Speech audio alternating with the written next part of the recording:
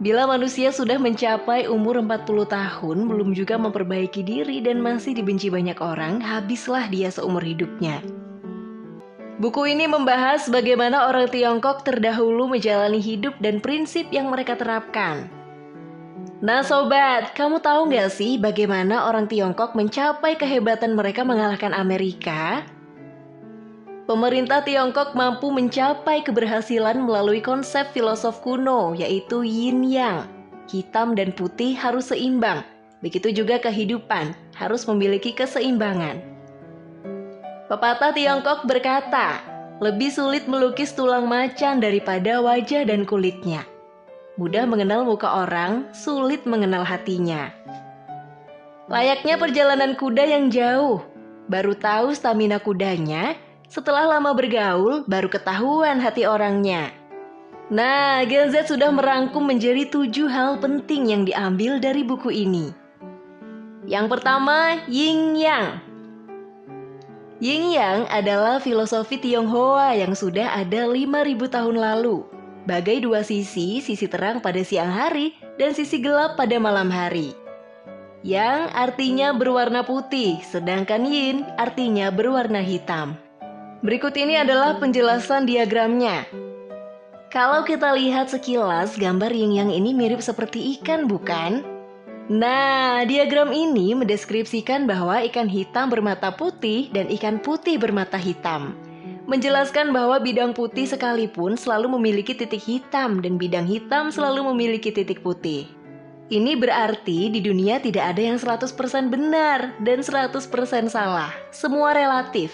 Tidak ada yang mutlak, kecuali matahari yang tidak terkena hukum yin-yang, karena hanya memiliki sisi terang tanpa sisi gelap.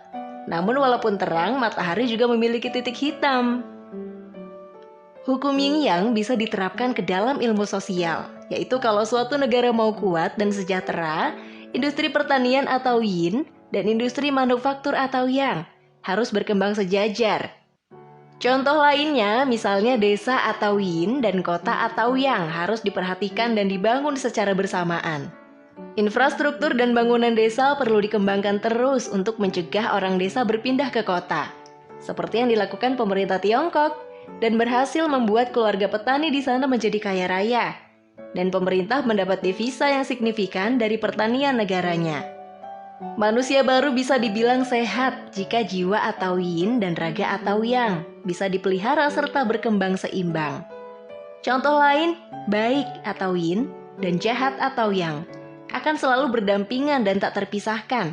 Selama manusia memiliki nafsu keinginan, perbuatan jahat tidak bisa dihapus sama sekali dari atas bumi ini. Ada kejujuran, pasti ada kemunafikan. Ada keberhasilan, pasti ada kegagalan. Yang kedua, ketidakkekalan.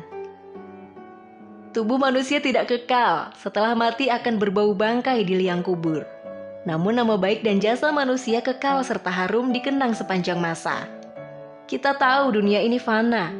Harta yang Anda miliki akan Anda tinggalkan ketika Anda mati. Jadi bijaklah menyikapi dunia fana ini sobat. Yang ketiga, manfaatkan waktu sebaik mungkin. Kongzi berdiri di tepi sungai melihat air sungai mengalir terus tanpa henti. Lalu ia menghela napas panjang dan berkata, waktu menghilang pergi setiap hari tanpa henti. Seperti air sungai mengalir siang dan malam, tak akan kembali lagi. Air mengalir siang hingga malam tak akan kembali. Begitu juga waktu yang sudah berlalu tak akan terulang kembali. Pepatah lain mengatakan, sejengkal waktu bernilai seperti sepotong emas. Namun sepotong emas tidak akan bisa membeli sejengkal waktu. Sejak masa kanak-kanak berkembang menjadi remaja hingga usia lanjut, waktu berjalan terus tanpa mau menunggu kita. Orang yang sudah masuk ke usia tua baru sadar bahwa dia tak mungkin mengembalikan waktu menjadi anak muda lagi. Yang keempat, belajar tak mengenal batasan. Tujuan belajar adalah untuk menambah pengetahuan agar mampu mengembangkan diri ke tingkat yang lebih tinggi. Dan kelak menjadi orang yang berguna di masyarakat dan dunia. Bahasa Mandarin ilmu pengetahuan adalah Xie Wen, yang mana Xie itu artinya belajar dan Wen itu bertanya.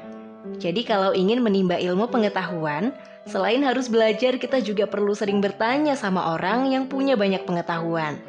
Bila hanya belajar dan tidak suka bertanya, kita tak akan pernah menjadi orang pintar. Pepatah mengatakan, luasnya ilmu pengetahuan ibarat samudra yang tak tampak ujungnya. Hanya dengan belajar terus tanpa henti, kita bisa memperoleh hasilnya. Pepatah lain mengatakan, belajar tanpa dicerna tidak ada gunanya. Hanya belajar tidak mempraktikannya, tidak ada manfaatnya. Yang kelima, yang penting inti, bukan kulitnya. Ada pepatah mengatakan, aku tidak berharap menjadi batu mulia giok. Lebih baik menjadi batu koral yang kuat dan sederhana. Banyak orang bangga menunjukkan identitasnya dengan sehelai baju, tanda pangkat, atau titel kesarjanaan.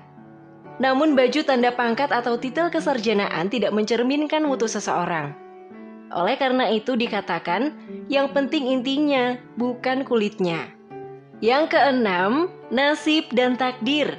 Dalam ajaran Buddhisme menganggap nasib seseorang bisa diubah dengan upaya keras dari orang itu untuk memperbaiki diri. Kalau berjalan di koridor yang benar dan ulet, serta bekerja keras, dia pasti mampu mengubah nasib menjadi baik atau lebih baik lagi. Berdasarkan Buddha Dharma, takdir memiliki keterkaitan dengan hukum sebab akibat. Dan yang terakhir, menghukum dengan budi pekerti. Dari zaman dulu sampai sekarang, hukuman tidak pernah membuat orang jera. Penjara selalu dipenuhi orang yang terhukum. Namun, berdasarkan fakta sejarah, hukuman tidak mampu melenyapkan kejahatan. Mungkin melalui pendidikan budi pekerti yang menyatakan bahwa melanggar hukum bisa dikurangi secara berkesinambungan dan membuahkan hasil nyata.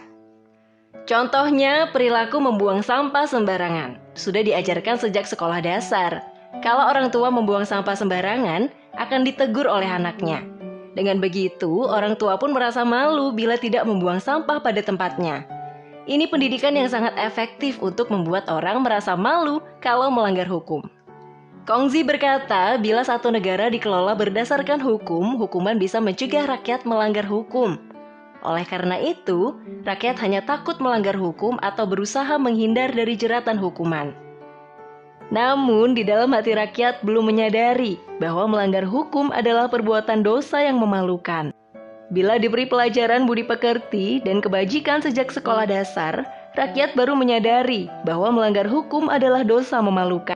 Kongzi menjelaskan welas asih kepada muridnya sebagai berikut. Murid-muridku, bila sedang berada di rumah, cintai dan berbaktilah kepada orang tuamu. Saat sedang berada di luar rumah, hormatilah orang yang berusia lebih tua darimu. Bersikaplah sopan kepada orang dan pastikan ucapanmu bisa dipercaya. Cintailah sesama manusia dan bergaullah dengan orang-orang yang memiliki kebajikan.